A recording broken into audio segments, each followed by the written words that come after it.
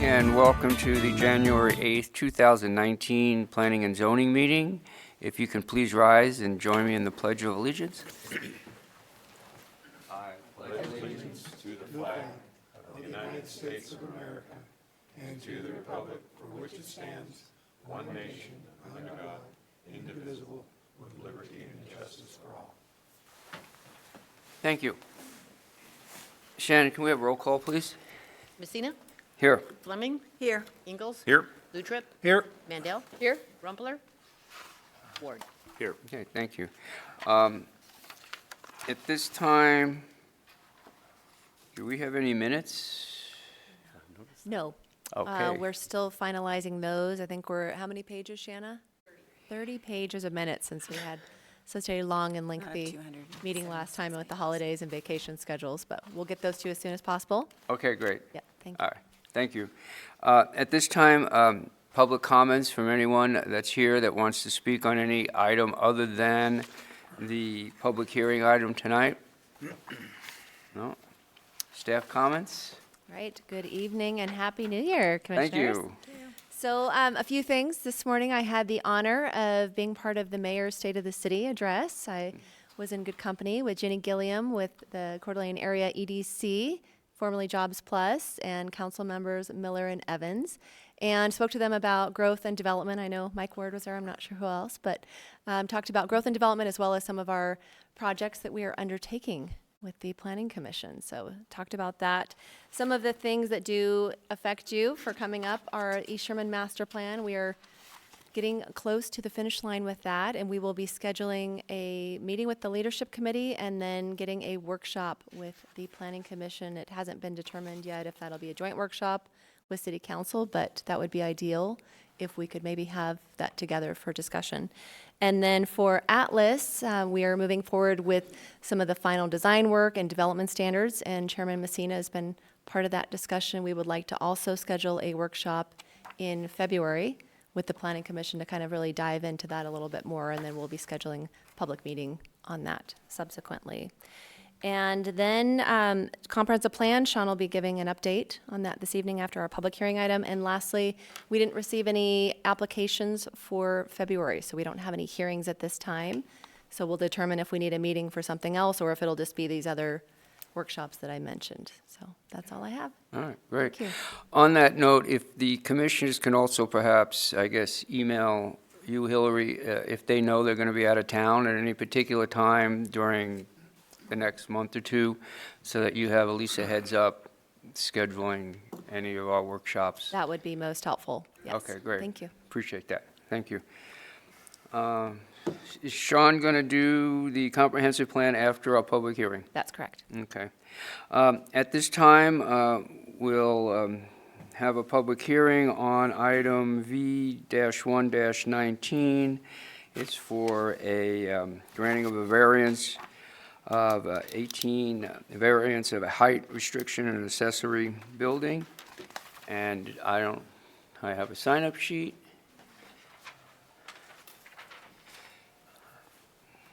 Thank you.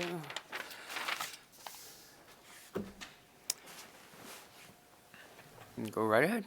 Okay, thank you, and good evening, Commissioners. Good evening. So this evening, we have a request for a variance, and the property owners are Ian and Julie McCurran, and the representative and contractor is Charlie Renz.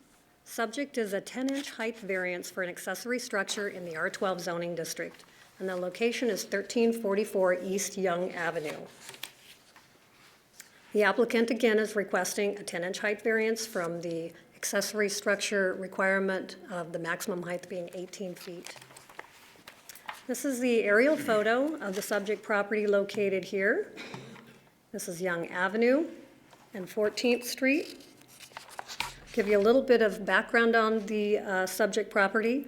On August 8th, 2018, a building permit was issued for a 3,954 square foot addition to an existing single-family dwelling unit located on the southeast corner of 14th and Young Avenue.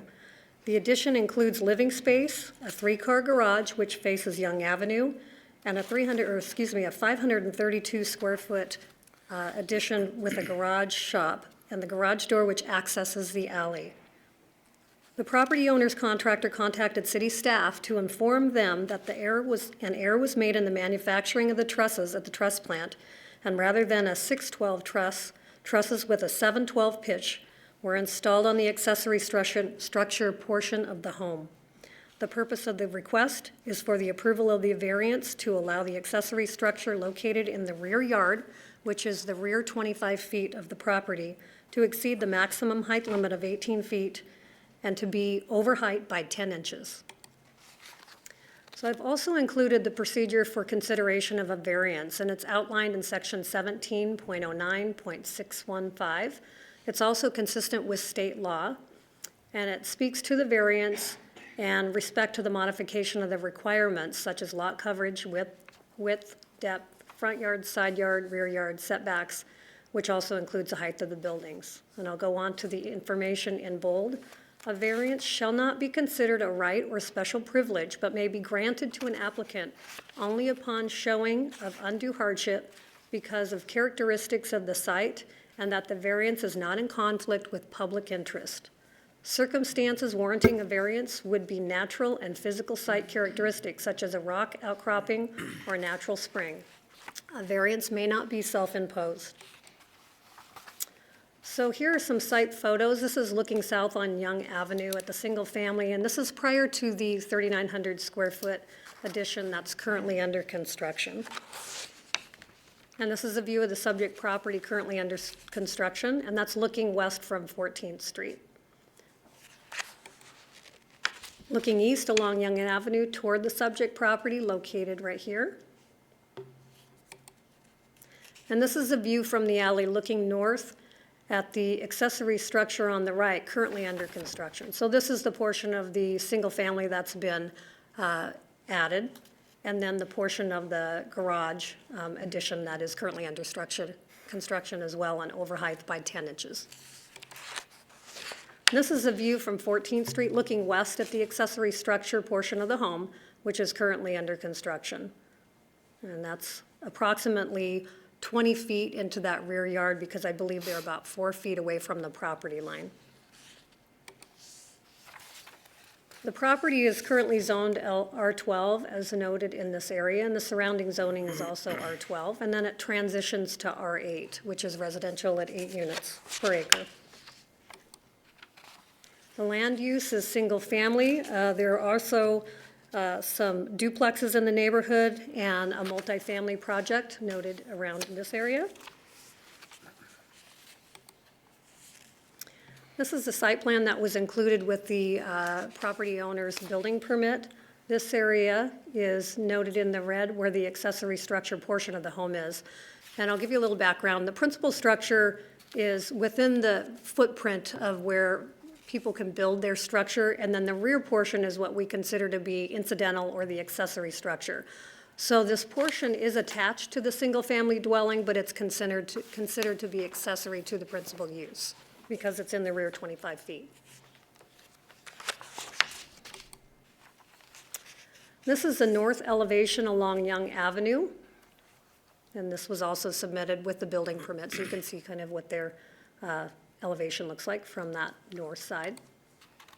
The west elevation close up, and this is the actual roof height, which is 10 inches above that 18-foot limit. So the portion that you're going to be considering when you make the decision is this area here, which is the 10 inches above the required height. And this blue line also indicates the portion of the structure that is within the rear 25 feet. This is the west elevation, and that gives you the entire elevation of the side.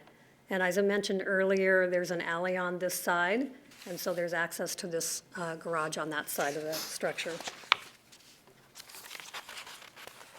And this is the east elevation along 14th Street, and again, this is the portion of the structure that's over height. And the south elevation. So the required findings for a variance pursuant to section 17.09.620 variance criteria, a variance may be granted only when the applicant has demonstrated that all of the variance criteria conditions are present in the affirmative. And in the next few slides, I'll go over the 3 findings that you'll need to make. Finding B8A, there is undue hardship because of the physical characteristics of the site. There's a slight elevation change on the west side of the subject property. However, the remainder of the lot is flat. And as I mentioned, there is an alley on the west side of the property where there is a garage door located for access.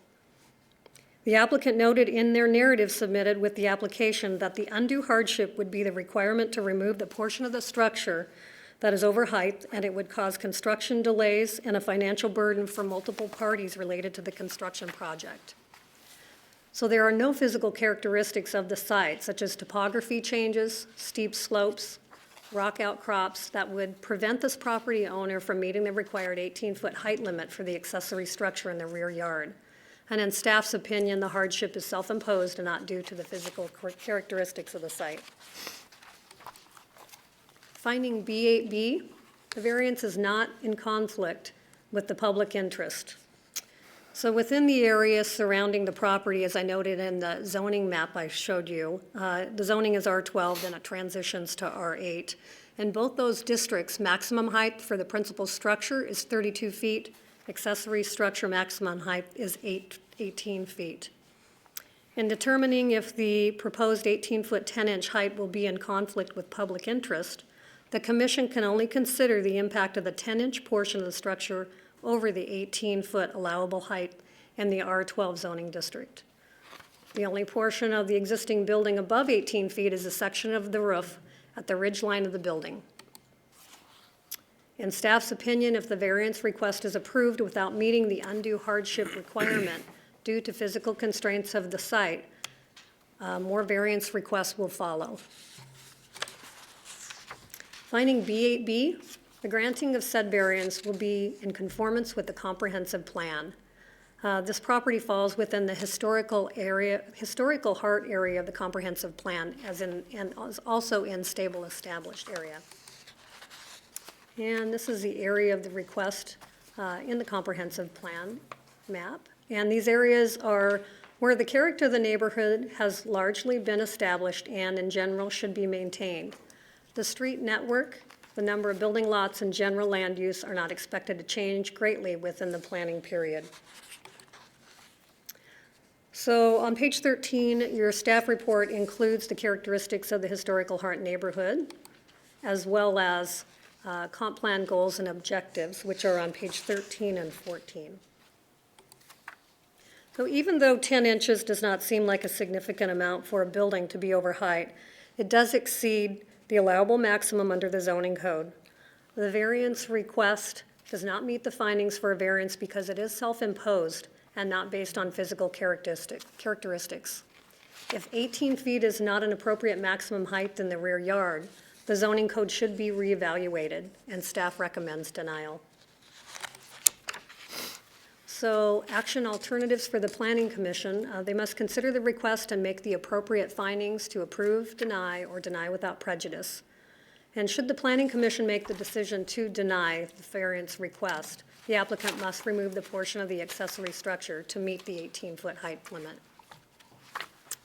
Any questions for me? Oh, thanks, Tim. You're welcome. I will add one more piece of information. The contractor and I talked about one of the previous cases that had come before the Planning Commission, and I believe that was back in 2006, where the Planning Commission did approve an amendment to a PUD because the 2 homes within Mill River were built over height. But in this case, it was a planned unit development, and the planned unit development does allow for deviations to modify several standards, and one of them does include height. So that's why that was able to go forward and make a modification to the approved PUD height limit. Thanks for that. You're welcome. Appreciate it. Okay, I take it the applicant is Ian and Julie Marone, and they wish to speak. Okay.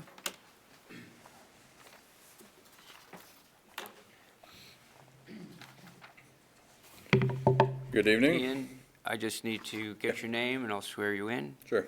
Ian McHuron. I'm sorry.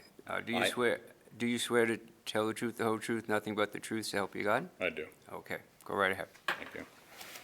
So, my name is Ian Mahurin. My wife and I are the owners of the property in question. So admittedly, when I filed this variance, I knew that it was self-imposed, and, purely monetary from our standpoint. And Tammy actually let us know that, under advisement from legal, that the recommendation would be to deny the request. And she actually gave us the opportunity to withdraw the variance and keep our $400. However, after having gotten input from various neighbors, the vast majority of them actually were concerned about wastefulness and the resources in, basically throwing away perfectly good trusses, lumber, et cetera, over something as small as 10 inches. So we decided to stay our course and proceed with the variance. So, when we filed it again, it was monetary in nature. This is a self-funded project. This is actually the 5th such project for my wife and I, starting with our first home that we purchased in 1998 on 5th Street. It's fixer-upper, lots of sweat equity, and we've done this several times over. And hopefully this is our last one. We're trying to build our dream home downtown. And coincidentally, our house at 944 5th Street was actually, the neighborhood got caught up in a variance that actually made the local news. There was a home there that was over the 32-foot building requirement by several feet. They'd already put a roof on it. They were going for their final final framing inspection, and they were found that they were over the 32-foot mark. I believe it was nearly 40 feet tall. Made the local news. My wife was actually on the news for comment. That ultimately went through. I actually went to high school with the gentleman who was building the house, and he basically said, if you tear this down, we can't finish the project, basically. So that went through. That building stands on this very day. It's 911 5th Street. So there is a precedent for allowing these types of variance. So that's all I have. Thank you for your time. Got any questions? So you've built houses before, so I- there's a process. You have a contractor, Yes, sir. you have an architect, Yes, sir. and don't you rely on them in some fashion to make sure that the building code is met? Absolutely. So I would imagine you have recourse against them. Yeah, I mean, ultimately, this will probably affect our contractor. If you find against the variance, it will probably affect our contractor, my framer, so on and so forth. It doesn't necessarily come out of my pocket. If it were me and I didn't care about the matter, I would say tear it off, replace it, build it as described by the plans. But we opted not to do that, so. So you also said that you had previous experience with another neighbor that it was 30 feet, it was how high, over It height? was exceeding the 32 feet restriction of the primary structure. And the city? Approved it, yes. They did. I haven't checked, but I'm guessing there's a variance on record. Well, ahead, yeah, Hillary. guessing and saying are two different Well, things. the house is there. I mean, it made the local news. It was significantly over, and there were several neighbors who were upset that their house was now in the shadow of this very tall All right, structure. perhaps Hillary can shed us some light on that. Certainly, yes, Mr. Chairman and Commissioner Lutrip. So the code has been changed for the city. So in the past, it was a lot more flexible and loose for what could be considered a variance. And so I don't know that specific case, but that would be, my understanding is that's when the code was different. It has since been changed. I know Tammy knows the date of that because she researched that as well. So our code now matches state law, which is, it has to be a physical characteristics of the site. Okay, thank you. John, do you have a question? No good? I do. Oh, I'm sorry. So what specific amount of wastage or what would be required to meet the 18-foot? The roof has to come off entirely, so Okay. all the sheeting would be destroyed because it's been stapled down. You can't take it back up. And the trusses would be disposed of. And, oh, go ahead, John. I guess I do have. Sir, you'd mentioned that Tammy gave you an opportunity, after the staff report was written and recommendation was made, not to support this at staff level. She gave you the opportunity to withdraw and save $400. Yes, that is correct. Did she explain at that time that this group up here, we have to make findings tonight, one way or the other? And one of the findings that has to be made is that the variance, as Hillary mentions, is very narrowly written by state code, and it has to be a basis of a peculiar site characteristic or constraint or whatnot. And there can be, I sympathize with the hardships and the monetary impacts and so forth, but I was hoping you'd come to the podium and explain something. I don't hear anything so far tonight that would give this group up here anything at all to make a finding that the physical characteristics of this site are so peculiar that we have to exceed the height limitation of 18 feet by additional 10 inches. Yeah, there are certainly no physical characteristics of the site that required this to happen. Thank you. Okay. All right, thank you, appreciate you. it. Next, Charlie Raines, you wish to speak, Charlie?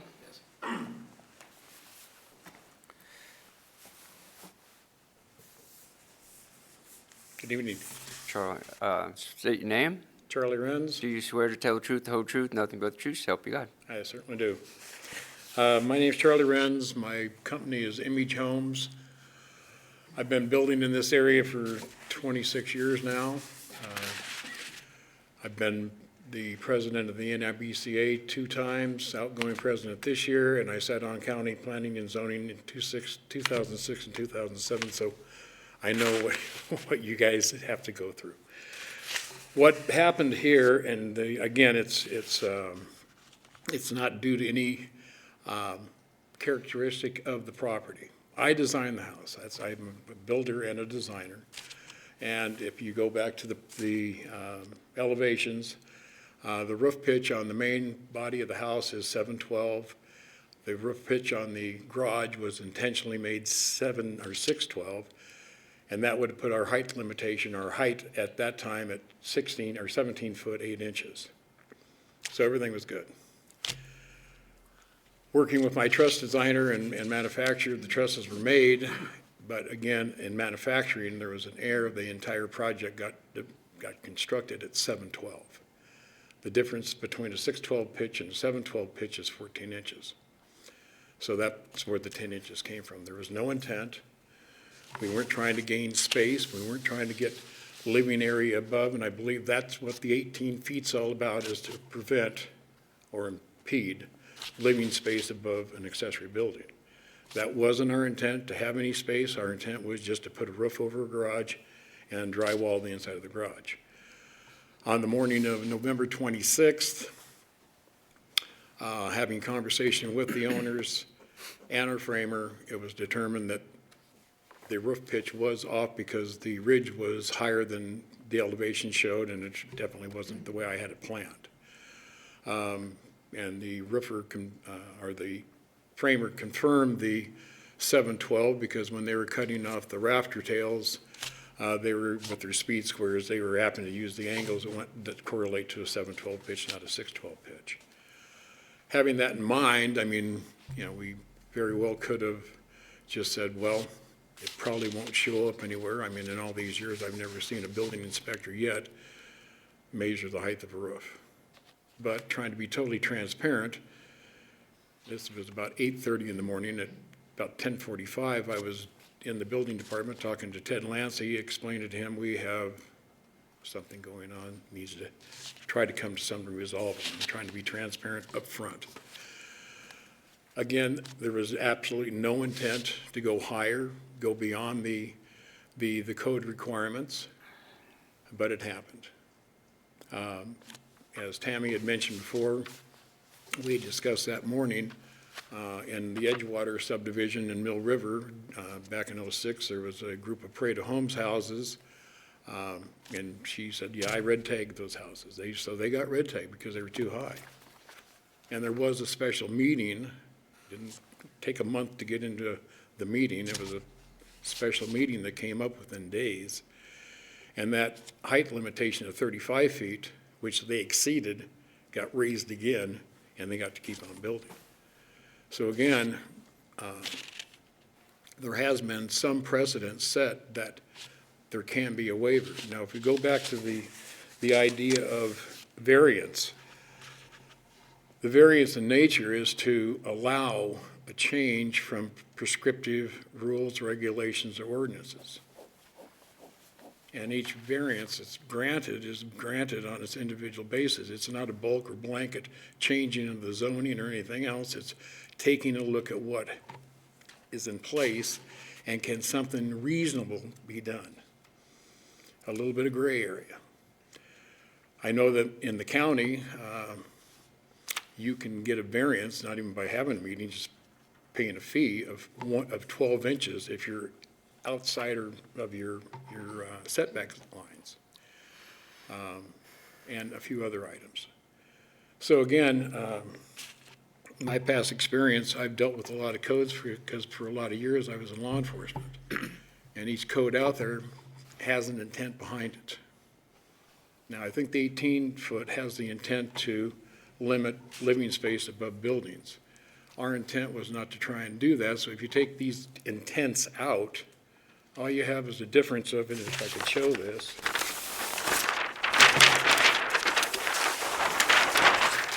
That's what we're speaking. That's the 10 inches right there. And it has, again, as mentioned on the description, there isn't any problem with the property, but it does conform with the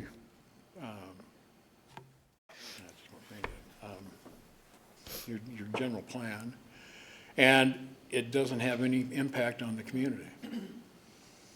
So to replace the trusses, do the tear off, waste the material, build new trusses, rebuild it, sheet it, and so forth, we're looking between $7,500 and $8,000 for 10 inches. From the beginning, from the front of the house, that garage can't even be seen. If you're in the alley, you have to walk back about 40 feet before you see it because the garage has an offset of 30 inches from the alley. So, you know, on 14th Street, because 14th Street is going downhill, there's no way to get a perspective of height. So in most cases, I mean, or in any case, something that came about because of air is what we're dealing with. And it's an air that really has no impact of any kind at all, and just being reasonable, using logic, common sense, it just seems like it's a non-event. That's what I thought the morning I walked in to bring it to the attention of the building department to see what we can do with it, and this is how we have got to. And that's it. Questions? I have a quick question. So Michael. when you identified that the pitch was wrong, you didn't stop work then, you continued on? No, we stopped at that time. The only thing we did after that, because by the time we discovered it, the roof was already sheeted. When the framers start rolling trusses and start sheeting, the idea is get it sheeted as quickly as possible because of the sheeting will allow for your strength. Without the sheeting on it and being nailed down, there's a lot of lateral movement in the trusses, and you could have, in a high wind, you could have a collapse. So the sheeting went on very rapidly. When we did notice it, we were moving into the winter time pretty easily, or quite rapidly. I had my roofer in. We dried in the roof, what we call drying it in. We covered the roof with all the materials to keep the rain and snow out of the house. As we went forward, we did continue the roof to its completeness on the rest of the structure. That back there, we didn't go any further on. So we did stop construction on that garage building until we have a resolve, because it didn't make any sense to anybody to put a permanent roof on that building and then maybe have to take it back off. That just adds to the cost. So we did come to a stop. Didn't try to go any further. Again, the whole intent on that garage roof was to cover the building, but it's a normal roof. Did you have this conversation with the planning department about your intent and so forth and Certainly all did. this? So what you're saying today is the same thing that you said to the planning department Mm-hmm. when you, okay. Very good, thank you. I understand that there's a criteria for certain things, but again, in variances in most cases are dealing with lot lines or setback lines. Somebody wants to do an addition and they're getting too close to a setback and they get a variance for it. Or you get a variance for a fence. There's a tremendous amount of things that variances are granted for.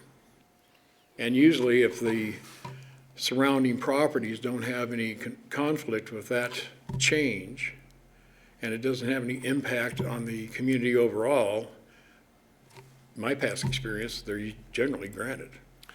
But the code, our code is very specific.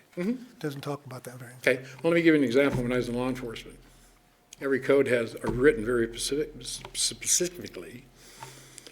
So if you were traveling down Interstate 90 and it's posted 70 and you got pulled over at 72 and written a ticket, would you think you had a fair shake? I don't know. 71, the code says 70. But law enforcement gives that latitude in between, a little bit of wiggle room, a little bit of gray, a little bit of reasonableness to take in consideration, so it isn't everything in black and white. We can't live in a black and white world. But in this case, it is sort of black and white. It said a variance can't be self-imposed. The owner come up and said it was self-imposed. Well, That's what it was imposed upon us. It wasn't self-imposed. A self-imposed would be my idea to do it. That's not my words, it's what he said. Beg pardon? It's not my words, it's what the owner said. Well, it's self-imposed. That usually, with the word self in it, means it's self-inflicting. You're doing it to yourself. This happened not by our choice. I didn't ask for it. The builders or the owners didn't ask for it. It was a mistake. And it's a pretty dramatic penalty for a mistake, especially a mistake that has no impact. I myself, I don't view this as a penalty. It's just, our code is there, and see it's met or not. It's not a penalty. If we rule against you, we're not trying to penalize you. We're just trying, at least, I'll speak for. Well, maybe the intent to penalize isn't there, but in reality, there is a severe financial burden that comes from it, so it can be looked at as a penalty. Thank you. Okay, thank you. Yeah, Charlie, I have a quick question, and Hillary, if you wouldn't mind going back to the slide where it shows the elevation on the west side, I believe it is a close-up. Yeah, that's good right there. There you go, perfect. That garage, the accessory portion of the house, is a garage, correct? Yes. And it is attached to the house, so the first 3 feet away from the house as it's attached, it's well within the height requirement, correct? That's correct. So this portion from this blue line to the house is fine. Right. It's from the blue at that line. juncture, 3 back feet away that's- from the roof of the existing much taller home, all the way to the back of the remainder of the garage, the 25, or the portion that goes into the 25 feet of the property line Right. is what is 10 inches too high. So really, the way I'm seeing it is a roof line would have to drop down 10 inches, which would. Either that or they'd have to just modify this whole roof line to be within the 18 feet. Right, okay, but That's what I'm correct. getting at is the first 3 feet, as it stands, it's fine. That's correct. Okay. Yep, everything from blue line, if I can get the mouse to work, from here toward the house is fine. Right, okay. There's approximately 20 feet, as Tammy noted, that's 20 to 21 feet. Right, because of the setbacks, That's- the yep, requirement to exceeding. the alley from That's the correct. back of the dwelling. And one point of clarification too, the 18 feet height in the rear yard is not to preclude living above that. If someone could fit an ADU in there, that's not restricted at all. It was, in the past, we used to have a much taller, I think it was at 24 5 feet in the rear yard, and that was determined that there was some challenges with that and how it impacted the neighbor. So that's why it was changed to 18 feet. May I ask you a question? What determined the 18 feet? Why not 21 or 20 or whatever? Why did it go all the way from 25 down to 18? We would have to check all the records, but that was what was adopted. It was recommended by Planning Commission, adopted by City Council. Yeah, going back then, we received a number of calls and complaints from neighbors at 25 feet that the shadows that were created were preventing people from growing gardens adjacent to homes or accessory structures that had 25 foot. So they decided, based on input from the planning department, that 18 would provide a big enough garage. You can still fit an RV in 18 feet, but it requires scissor trusses. So it was something in the middle that we ended up agreeing to, that council passed. Okay. So I have maybe a follow-up question to you then, Sean. So in other words, the way I'm understanding it, the way I'm hearing it, is if we were to deny this, the whole process would have to go back through to determine that 18 may be too low, and to go back to 20 would require a whole new set of ordinances and Yeah, I think changes along those lines, as opposed to a variance per se for tonight. correct. That was what Tammy had relayed. If I what I understand your question correctly, Right. is that And I'm only asking you because I didn't want Tammy to have to come back up to answer that question. I figured you would know, so. Great, thank you. John, did you have a question? No? That's it? Okay. Thanks, Charlie. Thank you. Dylan Bergstein, does not wish to speak. Rufino Diaz, and does wish to speak.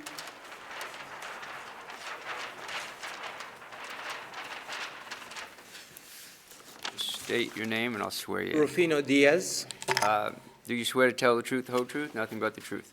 I do. Thank you. Go ahead.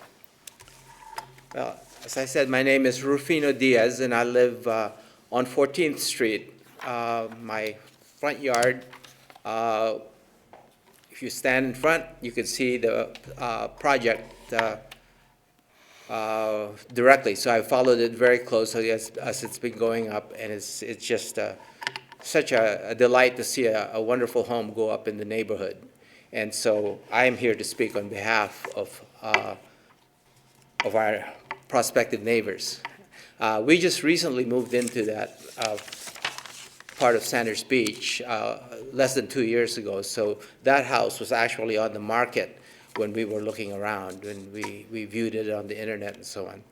But they've done a remarkable job, and they're doing it very quickly and very efficiently, and unfortunately, this thing has come up that has slowed them down. But I just wanted to mention a few things. One is that the structure itself is according to this notice that we received in the mail, is an accessory building, so it's not really part of the main house. At least that's what I understand to be an accessory building. And so that's the part that requires this variance, not the main house itself. I don't believe this would create a precedent in the neighborhood. It's not a whole subdivision that's being built that exceeds the height limit. It's one custom home in a neighborhood that's filled with custom homes. And I also wanted to mention that it sits at a base of a hill area, so that the next door neighbor, from what I can tell, unless they're here to testify against it, would not be at all troubled by that extra 10 inches, because it does not block the view. It does not create any problems like shading a garden that I'm aware of. The house is being built on a double lot, and so there's plenty of room. It's also off an alley, so there's no one that can really see it from the street. In fact, when I got this notice, I walked over there to see if I might have a problem with this, and I couldn't even tell that the structure was there. And so I talked to the owners and asked them a little bit about their project, and I told them, as a neighbor, I don't see any problems with it at all, and it would be a shame if all this work went to waste and they're having this setback because of what happened. And from what I'm informed, this was as a result of a mistake. So it was not as a result of a willful intent on their part to create a situation that would exceed the codes. Now, so I believe the entire property, including the accessory building, is perfectly consistent with the rest of the neighborhood. There's just nothing about it other than the 10 inches over the code that should create a problem. You know, before my wife and I moved to Coeur d'Alene, when I retired from California, I worked for over 20 years as an administrative law judge for the state. And one of the things that I really appreciated about my job was the amount of discretion that was available to me as a finder of fact and one that also applied the laws to those facts. There was always the ability to go beyond what the letter of the law states and to be able to take a look at good cause, for example, or undue hardship, or an honest mistake. And to me, it was important to be able to consider those things as well in the decision-making process, because that's exactly what you're doing this evening, is making that decision and hopefully exercising your discretion in this matter. You know, I know for me, it was, there would be no need for me as an administrative law judge to even have hearings on certain matters if the staff can easily do it. You know, that in my case, it was the county basically saying, no, they can't do this. It's against the regulations, it's against policy and so on. It would come to me, and I had that discretion to make a tough decision. And I always just relied on common sense and what it does to people's pocketbooks many times. And I hope that you will grant this waiver because I think it's just a shame that they would have to tear something down for an honest mistake that they didn't create on their own. They relied upon the makers of the trusses. They relied upon their architect, but yet they're the ones that's being set back because of this problem. But you do have the ability to do something about it. I believe that discretion exists. Thank you. Thank you. Matthew Johnson does not wish to speak. This time, the owners can come up and add anything they'd like differently than what was said. If not, that's fine. If not, then I'm going to close public testimony and bring it to the commissioners for discussion and a motion. Go ahead, John. I'd like to just discuss a little bit. I think the testimony we just heard on discretion was interesting, and but I don't know, and I agree that I wish I was in your shoes in California. One, it'd be warmer, and I would have more discretion. But as I sit here, it's colder, and the way I read the findings that we have to make here, it's so black and white, you know. Mr. Renz made the analogy of a law enforcement kind of on the criminal side of things, of speeding or something like that. And I'm sitting up here thinking, well, we're kind of a quasi-judge up here. And, you know, it'd be like, you know, given, you know, minimum sentencing or something like that, where our hands are tied, you know, and we have to maybe do a sentence that we don't necessarily like, because that's what it just says right in front of us that we have to do. And back to the point, I don't know that we have that discretion that you're explaining there, where we have to make a finding here that says, quote, "There is or is not an undue hardship based on the physical characteristics of the site." That's a finding that's mandatory that we have to make for this thing to stand up. And it's kind of like a black and white minimum sentence kind of a thing. And I have, the applicant and the builder have both said, this is not due to a physical characteristic of the site. I wrote that quote down.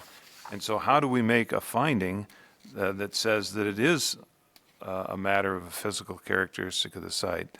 So I sit here wishing I had more discretion perhaps, but I don't believe I do. And I think that, the ordinance says 18 feet. It's 18 feet. The route, the recourse for a variance is very, very narrowly written here. And there's one other finding too that I think we would be very difficult in making, that says that the applicant, that approving this would not give them a special right or privilege, and I would struggle with that one as well. Any other comment? I do. I tend to agree with the applicant. This is 10 inches. 10 inches in perspective looks about 2 inches higher than it actually is, and it's far back from the street. And yes, it is 10 inches, and we're not going to say yes to everyone who comes in at 10 inches above. But I think human error should be given a little leeway. I think that probably the truss people are kicking themselves because everything else was a certain pitch and they just followed it right through. Shame on them. They didn't double check.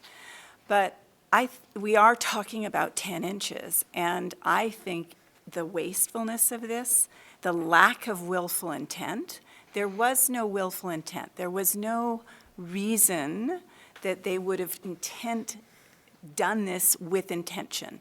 The neighbors have obviously, first of all, probably didn't even notice it in the first place.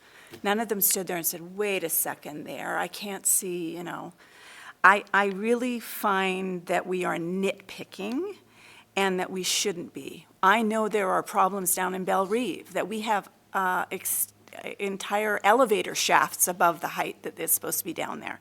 So I can see a lot bigger problems than 10 inches worth. I mean, that's this much. So I don't see that this is significant enough to be turned down. I hate to see the thought of wasting expensive trusses and throwing them away in this time when we shouldn't be wasteful. Yes, we have a guideline here, but I think we should have the right and the capability to say, we accept we're human. And that would be my vote, is that Mr. Diaz said it very well. There's good cause for not wasting for 10 inches that doesn't even extend the entire length of that garage. So, and these people didn't purposely do this. And we all make mistakes. It's a hiccup. But I think we can move on and not waste everyone's time and money. Okay, thank you. Any other comments? I'll make a quick comment. When you look at the drawings, of course, and those are drawings as opposed to the actual construction, because there is that difference that we've been talking about. The concern of the 25-foot height limit back in the day when, for the accessory dwelling units, being maybe too tall and causing problems, going down to 18. I can understand that whole process, but when you really look at it compared to the size and scope of the main home, it doesn't overshadow the main home. And so I tend to agree with Commissioner Fleming that I think that in this particular case, I understand it's 10 inches, but at the same time, I also see that the first 3 feet are fine. So, and again, more than anything, it doesn't, what am I trying to say? It doesn't really necessarily fall into the guidelines of the undue hardship due to the physical characteristics of the property. I understand that. But I think that in this particular case, we need to exercise some of that discretion, so. Peter? I find this very interesting. I think the testimony from Mr. Rios was very, I enjoyed that. And it just, I certainly agree that 10 inches is not very much. And it's not viewable. But nevertheless, we do have a code that's pretty strict, it's fairly well defined. And I believe that the variance is not appropriate. I don't know which way we'll go on this, but we're going to have the strategic plan come before us. Maybe we want to, over time, spend some time on that, on this area here. But I know we've had a couple other things that came before us. Remember, there was one down off Young. They wanted to do something, and I was very enthused about a variance there, and I learned the hard way that we are very strict on variances, and we ended up moving that property into another part of the district where they could do what they wanted to do, which was fine. But I support, well, I do not support a variance in this. Thank you. Well, I think they've met 2 out of the 3. I think the first is the big hitch, the BAA. That it's not an undue hardship, but the others, I mean, they've expanded a tiny little house for many more occupants and certainly a higher tax roll and a tax bill. I think they've met the community design, the efficiency. They have met all other standards for this except for that first point. And that's the hiccup. Well, and I wouldn't disagree with that, but it's not, I don't think, a matter, perhaps we can ask legal counsel when we make findings up here for whether it's a zoning change or a special use permit or a variance. My understanding is we need to make all of these findings, not that 2 of 3 are supportable. And I agree, it's maybe not that big a deal, but I think variance is the wrong tool here. I think there's an integrity of process issue here that needs to be preserved, and I think we need to, I don't see how we could make the finding that there's this physical I think characteristic we're of the 2 site. miles over the speed limit. That's contestable. I mean, really, it is. It's getting down to that. It's 2 miles over the speed limit. And you can go to court and say, man, I was 72 miles over the 70-mile-an-hour limit. This is that issue, 10 inches. I'm sorry, that does not warrant $7,500 out in the trash bucket.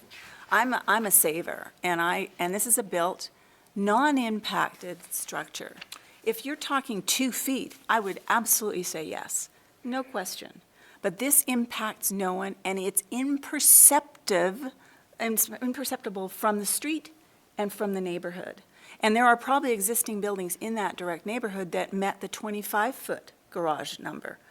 And that right there says, hello, we're marginalizing these folks. And I find that irreprehensible. It's just, for 10 inches, it's not worth debating. I think you go with it and say, this is an oops, and I don't think we can be hardliners on this. I mean, it really is. We're the cop at the door with 2 miles over the speed limit. The other side of that is, and I'm not disagreeing, that maybe 1810 is a good number. Maybe 19, maybe if it was back to 25 at one time, maybe 20 feet is a good number. I'm just saying that the tool to go about it as a variance doesn't fit.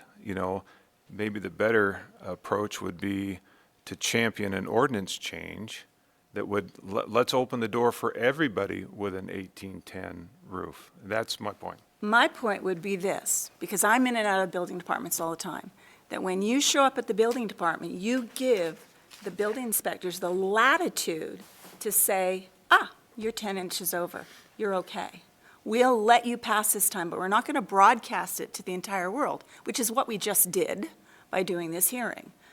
I think we need to give the building inspectors who are built an existing structure the latitude to say, you know what, it's 10 inches, but nobody else is going to hear about it until we make it like this, an open forum where the guy gets kicked. I disagree with that. I think we need to give the building inspectors the latitude, which they do. In Kootenai County, I see it all the time. I mean, I don't know about you, but I do. I see it all the time. We've got an old, step up to the stairs. well, do I have to rip that out? I'm renovating the whole place. Do I have to rip out that entire staircase because we're short a half an inch on every rise or a tread? No, they have the latitude. So I regret that this is even here. I think that it should be in the hands of the building guys and say, gee, we're 10 inches over. Should we really kick it up the ladder? That's what my feeling is. That's a lot of money on it. I mean, yeah, $10,000 or $8,000. Okay, so it's $8,000, and he'll probably go after the truss guy, and he'll probably go after his framer, and and they'll get hurt. I don't know that it's worth it for 10 inches. Go right ahead. Yeah. First, I appreciate the transparency of the applicant and its representatives in this. And it is 10 inches, which seems like a small amount. I think I feel similar to Commissioner Ingles, which is there's a code written specifically with language that right now I can't make the finding. And I would say even finding 8B not in conflict with public interest. Public interest, I think, is having a code that people follow. And I do worry about setting a precedent. If it weren't 10 inches and if it weren't negligibly visible, but I think neighbors are not necessarily the public, the neighbors, the current neighbors don't necessarily represent all of the public interest also. And I think neighbors come and go. It's not perceptible. I agree. Yeah, 1810 is not. I have gotten a speeding ticket 2 miles over the You should speed go to limit. court. Went to court. Let her finish, please. I went to court and got a lesson in there's a reason why we have speed limits. And the impact of my excessive speeding was not, there was no impact, there was no danger. It was very frustrating, I understand that, but I'm reading this code and the findings, and I am struggling to find that, even though the impact of this, as perceived, would be very small. My role here is to make those findings and to follow the code, and I'm struggling to do that. I don't think the hardship, except for delays probably, is borne by the applicant. I would hope that it would be the people who made the error, but there will always be errors, and there has to be some, I think, accountability for those errors. Okay. Yes, mistakes have been made. Again, I agree that the builder came in and brought this forward. They could have just let it swept under the door and no one would have known the difference. Yes, there's cost involved, and I agree it's probably going to be passed on down the line to someone else. Yes, there's going to be delays. You're in a bad weather situation. It's kind of the situation this particular circumstance is in. What I will do is read what the code says. So I don't know if you read it or not, but this is what the Idaho Code Section 67-6516 establishes the authority to grant a variance subject to the following. Each governing board shall provide as part of the zoning ordinance the processing of applications for variance permits. A variance is a modification of the bulk and placement requirements of the ordinance as to the lot size, the lot coverage, width, depth, front yard, side yard, rear yard, setbacks, parking spaces, height of buildings, or other ordinance provisions affecting the size and shape of the structure, or the placement of the structure upon lots, or the size of lots. A variance shall not be considered a right or special privilege, but may be granted to an applicant only upon a showing of undue hardship because of the characteristics of the site and that the variance is not in conflict with public interest. So you heard from all the commissioners, both sides of that code. At this point, I'm going to ask for a recommendation for the findings from one of our commissioners, and we'll see where that goes.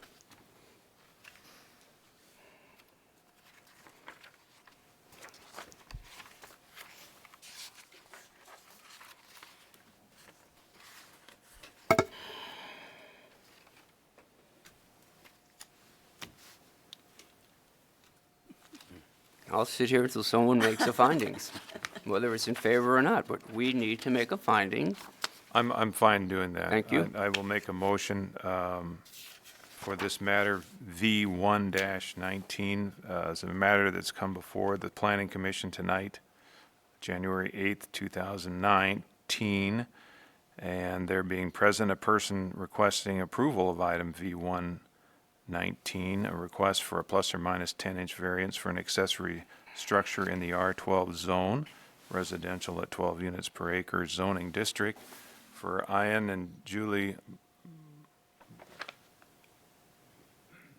McCure. Heron, thank you, sorry. Parcel at 1344 East Young Avenue. I would move that we adopt the findings that are stated in page 1 of the finding worksheet, B1 through B7, and that the substantive findings tonight, being B8A, that there is not an undue hardship because of the physical characteristic of the site. And that's based on the testimony that we heard, quote, from the applicant owner as well as the builder, that there are hardships, but not due to a physical characteristic of the site. B8B, that the variance is not that the variance would be in conflict with public interest based on the fact that it would grant a special right or privilege to the individual property owner. And B8C, that the granting of the said variance would not be in conformance with the comp plan. And I would cite 1.11 community design that states that we employ current design standards for development that pay close attention to context, sustainability, urban design, and pedestrian access and usability throughout the city. So it being kind of a comp plan process integrity matter, that this is not in conformance with the comp plan.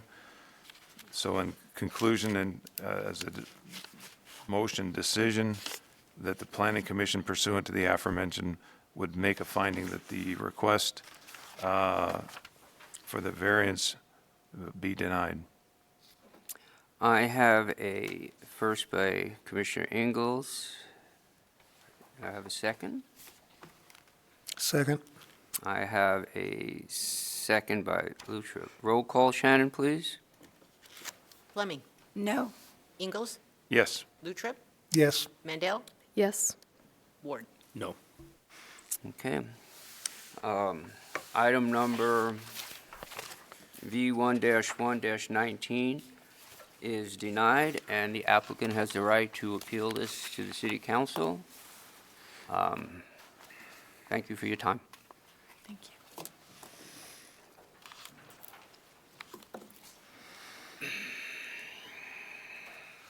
Okay, Sean, you want to come up and give us an update on the comp plan? Thank you.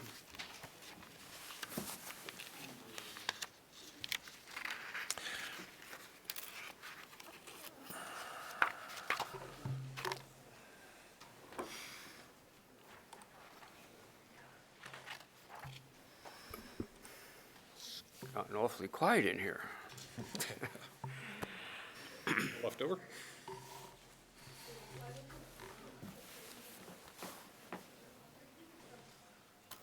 All righty. So, staff has been tasked with updating the comprehensive plan. Everybody knows that. That happened around 2017 is when that was identified, and staff was given those marching orders. Since then, we have recognized some synergies with other groups that we felt that we could join forces and prevent some fatigue of the public in trying to update this and bring in Coeur d'Alene 20, or the CDA 2030, which they have a validation, they have a vision plan and an implementation plan. So their portion is two parts.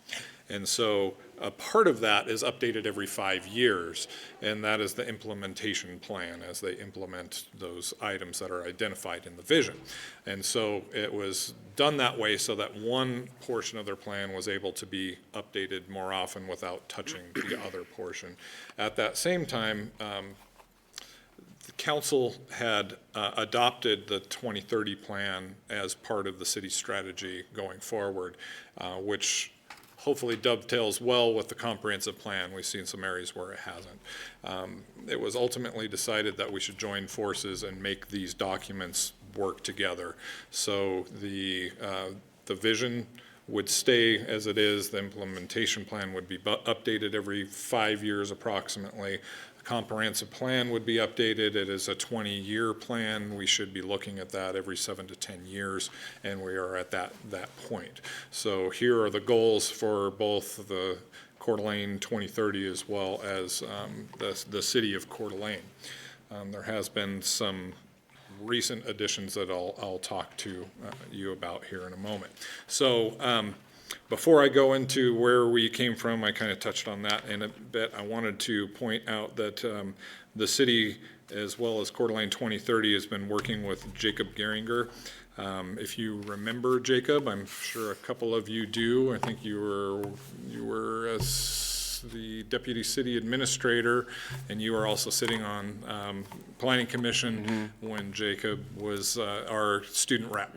Right. And I think he lasted 2 terms for our student rep, one of the only ones I've ever seen that did that. Really smart guy. And he has actually come back to work again with us, and we're very appreciative of his hard work and his intelligence. So I wanted to recognize him going forward. It's been a big help so far. All right, so where did we come from? As mentioned before, late 2017, we were given marching orders that the comprehensive plan was largely thematic and needed more definition to help Planning Commission make decisions. I know you guys make tough decisions. There was one just made tonight, so hopefully the comp plan will help you make those decisions and provide a little more guidance. So we've, up to this point, had 3 workshops. If you'll remember, we had a joint workshop with Planning Commission as well as Council, and we had the economic and demographic review of our area. That was Sam and Olivia. And then we had the educational groups come forward, which was School District 271, NIC, U of I, and Charter. And so we've been getting ready, and staff has been working in the background, and so here is where we are now. So it has been quiet. We probably should be communicating a little bit better, but staff has been working feverishly in the background getting ready for our RFP. So an RFP is a request for proposal, and it is made up of a number of different parts. Scope of work and RFQ are all rolled together. We decided to do one big package to try and pull forward the timeline a bit rather than issuing them separately over time. As part of that, let's see here, we are also working towards getting a consultant on board who's going to help us with that.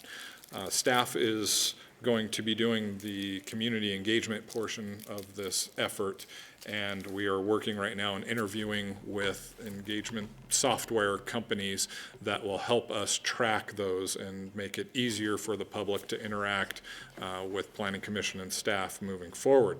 So right now it says 2 here, but we had 1 interview today, and I haven't been able to update this, but they did a really good job too. So we actually have 3 groups that we're looking at that all provide fairly similar services, and we're hoping to narrow that decision and get someone on board by the end of the month. That's our goal. So as part of this and reviewing as time moves on and we start getting drafts and we start making decisions on how we're approaching the public, an advisory group will be put together that will kind of oversee the project along with Planning Commission. So you'll probably be working very closely with those people as we identify them and get them on board. 6 working groups will also be formed, and they're going to be very direct towards the identified items that are currently in the Coeur d'Alene 2030 plan. There is, and I'm not sure if you can read that or not, but community and identity, growth and development, education and learning, health and safety, environment and recreation, as well as jobs and economy. A part of this is getting the word out to the public, and we're going to be doing a marketing campaign, I guess is the best word for it. We've approached Lakes Middle School. They have TV 271. The class has agreed to produce a public service announcement to promote participation. Excuse me, my throat. And that will be placed on our local Coeur d'Alene TV, our website, YouTube, as well as social media. That's going to be a lot of fun. Kids are great.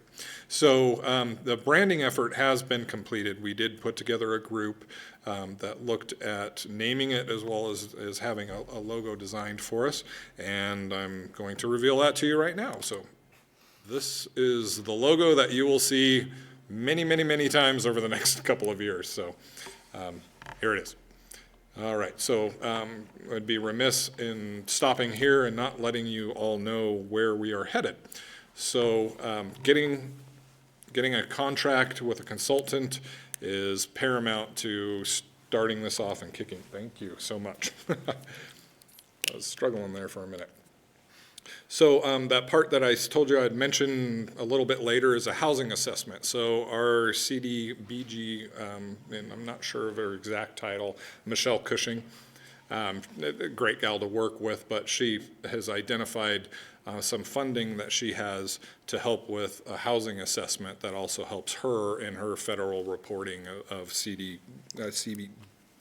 I always mess that up. Community Development Block Grant. It's easier for me to say that than the letters. But that's part of her reporting requirement, and so we're hoping to roll that in as part of the comp plan and leverage those funds as well. We're going to have a kickoff event. It is envisioned, pun intended, to happen around April, right around the middle of April-ish is what we're shooting for. During that time, staff is going to be doing a whole lot of work, reaching out to the public, attending events, having pop-up meetings, and just doing everything that we can to get as much public input as we can for this project. And that's when the fun begins. And so we're hoping that you guys that will be involved a lot. I'm sure you will be. We're going to open up those lines of communication so that you guys can participate. So right now, we've just been working in the background on the RFP. It's about 30-ish pages right now, so it's been no small feat. But that is the update at the moment, and I'm here for questions, and Jake is here. He's been helping out a lot, too. Thank you for that, Sean. I Sure. appreciate the update. That was very good. Commissioners that sit up here, all of us, I think, provided inputs to you on some key points or issues that we thought were kind of some big issues for the next comp plan going forward, right? Yes, and those are identified in the request for proposal. Oh, that was kind of my question, is what's that was packaged up and provided as things Yes. for them to Yeah, address? that came out of the joint workshop as we made a list. We also had some email conversations back and forth where I provided what I thought I heard just for confirmation. And that did make, there is a list both from staff as well as council and planning commission. And it's a big list. Thanks. Brianna? So For the 6 working groups, Yes. are their inputs going to be coordinated by the advisory group or by the consultant or by the staff? It's going to be it'll most likely be between staff and the consultant as we need them. So when drafts come forward, we'll bring it to each one of those groups and say, please review it for your portion. Those people will be, that will join each one of those groups will be identified as having, some sort of expertise in that area and a lot of drive, and that's what we're hoping for, is to have their narrow perspective for each one of those 6 items through the comprehensive plan. Thank you, Sean, for the update. And as you know, I am anxious to get this going. And I'm sure my fellow commissioners will be volunteering for getting this comp plan done in a very timely manner. And perhaps these focus groups that you have, they can pick one that they would like to be involved in, so they can be a representative to the whole planning, and I let them pick and choose which ones they want amongst themselves by emailing them back and forth. So you can be a representative of this commission on any one of those focus groups. So that's your assignment once again, as I gave you the assignment to read the comp plan, which you all did, and I do appreciate that. Again, I emphasize this is very important. I think the broad scope of all the focus groups is very important, and that's why I'm asking you guys to volunteer more of your free time for this, and keep us abreast with emails, that's fine. Absolutely. And I want to thank Hillary for making the presentation this morning at the Chamber's Upbeat Breakfast, and you had an opportunity to speak about CDA 2030 along with the comprehensive plan and how ultimately really these 2 groups, these entities, are going to start working closer alongside each other. But more than anything, the tagline, your voice, our vision, or our future. We'll get that right. But your voice, our future, I think it was neat that you were able to get that out to a large group of community members. Many of those in attendance today were city leaders, business leaders, and that's exactly what we need to help us do our job as commissioners. So thank you for doing that. You're welcome, and I wanted to thank Sean and Jake for their efforts. I know it seemed quiet, for you guys for a while, what are we doing? But this scope of work is a huge effort. I mean, they have put in countless hours, so thank you to Sean and to Jake for their efforts on it. The scope of work is very impressive, very comprehensive, as well as the RFP. And the reason April is just because of the time, they put together this Gantt chart and this timeline, it's impressive, so. you're Everything saying you're takes some just the time, messenger but once today. we get going, watch out. It's gonna be great. Yes. Yes. Once Yeah. the ball Thank you. starts rolling, Thank you, it's Sean. not going to Thank stop. you, Jacob. Mr. Chair, we've had some very interesting conversations in the last 3 or 4 planning zoning meetings. Today was one. We had some good interchange, some different thoughts. Certainly did down on, was that the river place, the large. River's Edge. River's Edge. And I would hope from that you are recognizing some things that are driving us, what we're thinking about, to try to incorporate some fashion in the plan, or let us discuss it.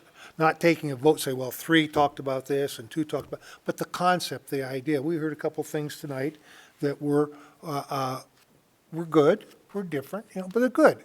And I think we need to follow up on that in some fashion, in a general fashion, not necessarily specific for that item, but the process and how we can expand responsibilities, or we can do this, or we can do that. I thought these last 2 meetings were just very, very, very good. I appreciate that. Yes, and I agree, and I invite the commissioners to email Sean. You have any new ideas that come up from something that you heard, saw, or someone told you, please update Sean on any of this, and I'm sure it'll get heard and somehow get in, or, input is important for everybody. So, and on another note, for this hearing that we had tonight, I want to thank the commissioners. You made a very tough decision on a very sensitive matter that affected, besides the people who are building the house, the other people involved in the house. And I respect your opinions, all of your opinions this evening. Unfortunately, I don't have to vote on some of this stuff. But again, I wanted to thank you for that. And Sean, unless you guys have anything else for Sean? Thank you. I look forward to getting the comp plan going. You're welcome. Happy New Year, everybody. Thank you. Happy New Year. Appreciate it. I call for a motion to adjourn. I'll make that motion to I have a adjourn. motion. I have a second. Second? All in favor? Aye. Aye. Well, thank you and good night, everyone. Good night.